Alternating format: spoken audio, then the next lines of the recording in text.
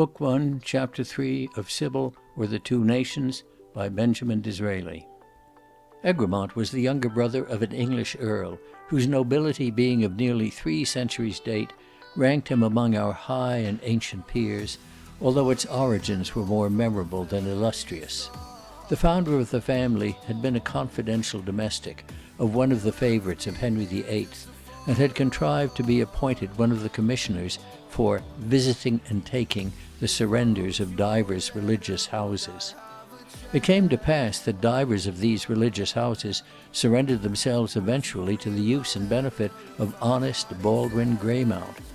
The king was touched with the activity and zeal of his commissioner. Not one of them whose reports were so ample and satisfactory, who could baffle a wily prior with more dexterity, or control a proud abbot with more firmness. Nor were they well-digested reports alone that were transmitted to the sovereign. They came accompanied with many rare and curious articles, grateful to the taste of one who was not only a religious reformer but a dilettante. Golden candlesticks and costly chalices, sometimes a jewelled pyx, fantastic spoons and patens, rings for the fingers and the ear, occasionally a fair written and blazoned manuscript, suitable offering to the royal scholar. Greymount was noticed, sent for, promoted in the household, knighted, might doubtless have been sworn of the council, and in due time have become a minister. But his was a discreet ambition, of an accumulative rather than aspiring character. He served the king faithfully in all domestic matters that required an unimpassioned, unscrupulous agent, fashioned his creed and conscience according to the royal model in all its freaks, seized the right moment to get sundry grants of abbey lands, and contrived in that dangerous age to save both his head and his estate. The Greymount family, having planted themselves in the land, faithful to the policy of the founder, avoided the public gaze during the troubled period that followed the Reformation, and even during the more orderly reign of Elizabeth, rather sought their increase in alliances than in court favour. But at the commencement of the 17th century, their abbey lands infinitely advanced in value, and their rental swollen by the prudent accumulation of more than 70 years, a Greymount, who was then a county member, was elevated to the peerage as Baron Marney.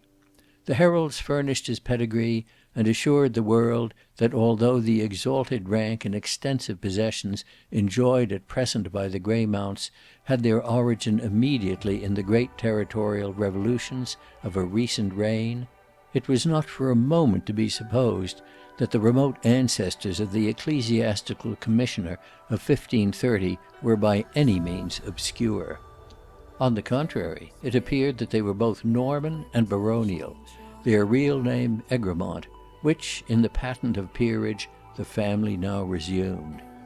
In the civil wars, the Egremonts, pricked by their Norman blood, were cavaliers and fought pretty well.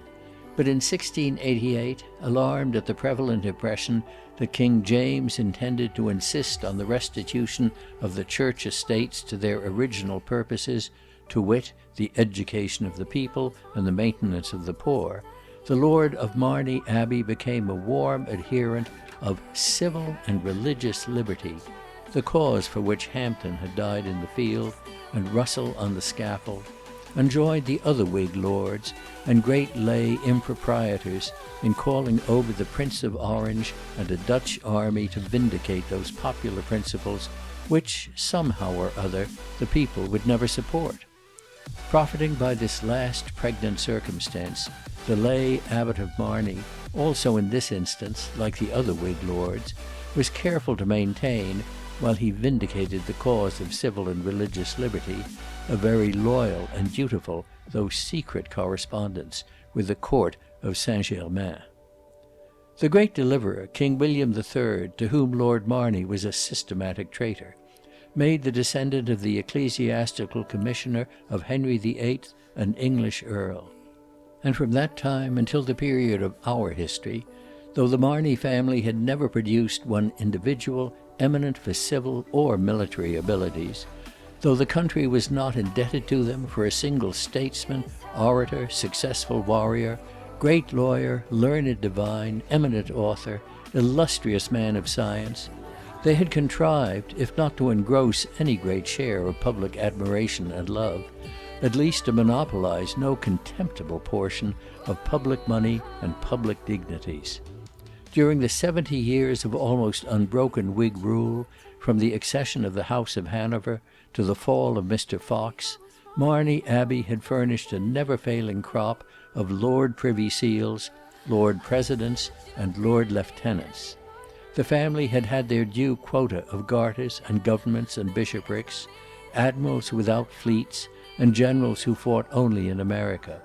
They had glittered in great embassies with clever secretaries at their elbow, and had once governed Ireland, when to govern Ireland was only to apportion the public plunder to a corrupt Senate. Notwithstanding, however, this prolonged enjoyment of undeserved prosperity, the lay abbots of Marney were not content. Not that it was satiety that induced dissatisfaction. The Egremonts could feed on. They wanted something more.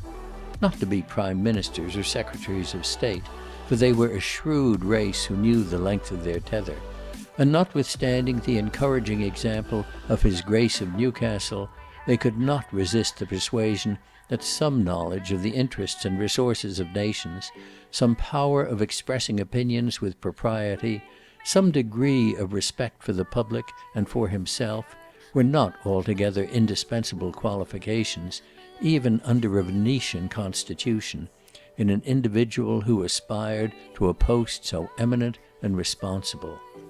Satisfied with the stars and mitres and official seals which were periodically apportioned to them, the Marney family did not aspire to the somewhat graceless office of being their distributor.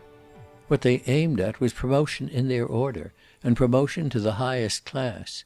They observed that more than one of the other great civil and religious liberty families, the families who in one century plundered the church to gain the property of the people, and in another century changed the dynasty to gain the power of the crown, had their brows circled with the strawberry leaf.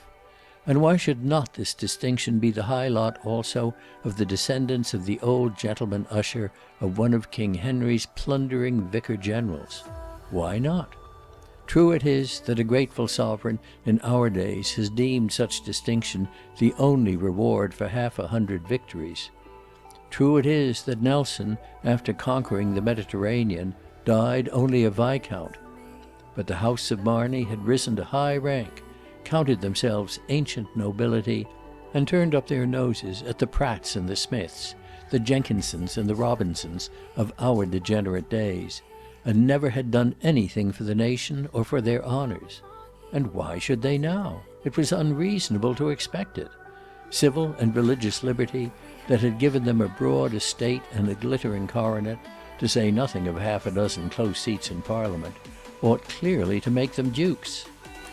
But the other great Whig families who had obtained this honour, and who had done something more for it than spoliate their church and betray their king, set up their backs against this claim of the Egremonts. The Egremonts had done none of the work of the last 100 years of political mystification, during which a people without power or education had been induced to believe themselves the freest and most enlightened nation in the world, and had submitted to lavish their blood and treasury, to see their industry crippled and their labour mortgaged, in order to maintain an oligarchy that had neither ancient memories to soften nor present services to justify their unprecedented usurpation. How had the Egremonts contributed to this prodigious result?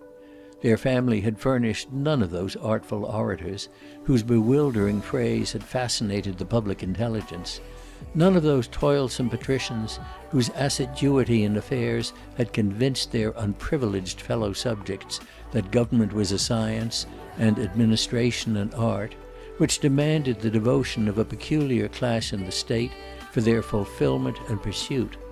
The Egremonts had never said anything that was remembered, or done anything that could be recalled. It was decided by the great Revolution families that they should not be dukes. Infinite was the indignation of the lay abbot of Marney.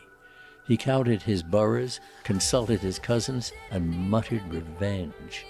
The opportunity soon offered for the gratification of his passion. The situation of the Venetian party in the wane of the 18th century had become extremely critical. A young king was making often fruitless but always energetic struggles to emancipate his national royalty from the trammels of the factious dogeship. More than 60 years of a government of singular corruption had alienated all hearts from the oligarchy, never indeed much affected by the great body of the people. It could no longer be concealed that by virtue of a plausible phrase, power had been transferred from the crown to a parliament, the members of which were appointed by an extremely limited and exclusive class, who owned no responsibility to the country, who debated and voted in secret, and who were regularly paid by the small knot of great families that by this machinery had secured the permanent possession of the king's treasury. Whiggism was putrescent in the nostrils of the nation.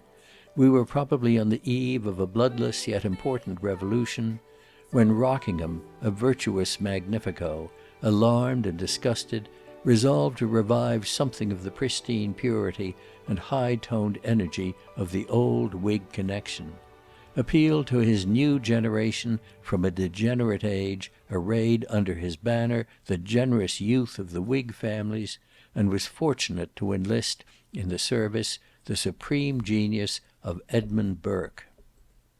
Burke effected for the Whigs what Bolingbroke in a preceding age had done for the Tories. He restored the moral existence of the party. He taught them to recur to the ancient principles of their connection, and suffused those principles with all the delusive splendor of his imagination. He raised the tone of their public discourse. He breathed a high spirit into their public acts. It was in his power to do more for the Whigs than St. John could do for his party. The oligarchy, who had found it convenient to attaint Bolingbroke for being the avowed minister of the English prince with whom they were always in secret communication, when opinion forced them to consent to his restitution, had tacked to the amnesty a clause as cowardly as it was unconstitutional, and declared his incompetence to sit in the parliament of his country. Burke, on the contrary, fought the Whig fight with the two-edged weapon. He was a great writer. As an orator he was transcendent.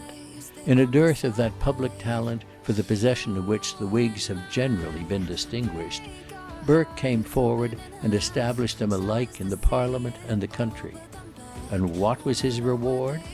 No sooner had a young and dissolute noble, who with some of the aspirations of a Caesar oftener realized the conduct of a Catiline, appeared on the stage, and after some inglorious tergiversation adopted their colours, than they transferred to him the command which had been won by wisdom and genius, vindicated by unrivalled knowledge, and adorned by accomplished eloquence. When the hour arrived for the triumph which he had prepared, he was not even admitted into the cabinet, virtually presided over by his graceless pupil, and who, in the profuse suggestions of his teeming converse, had found the principles and the information which were among the chief claims to public confidence of Mr. Fox. Hard necessity made Mr. Burke submit to the yoke, but the humiliation could never be forgotten. Nemesis favors genius. The inevitable hour at length arrived. A voice like the apocalypse sounded over England, and even echoed in all the courts of Europe. Burke poured forth the vials of his hoarded vengeance into the agitated heart of Christendom. He stimulated the panic of a world by the wild pictures of his inspired imagination.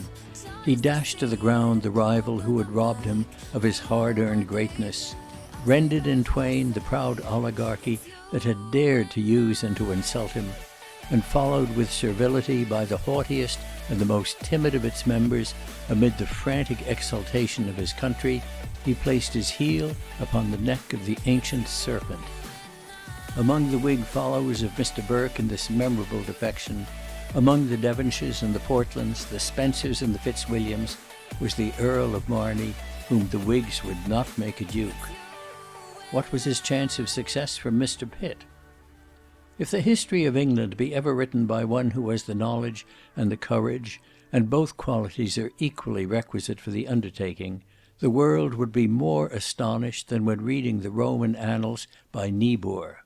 Generally speaking, all the great events have been distorted, most of the important causes concealed, some of the principal characters never appear, and all who figure are so misunderstood and misrepresented that the result is a complete mystification, and the perusal of the narrative about as profitable to an Englishman as reading the Republic of Plato or the Utopia of More, the pages of Gaudenzio di Lucca, or the adventures of Peter Wilkins.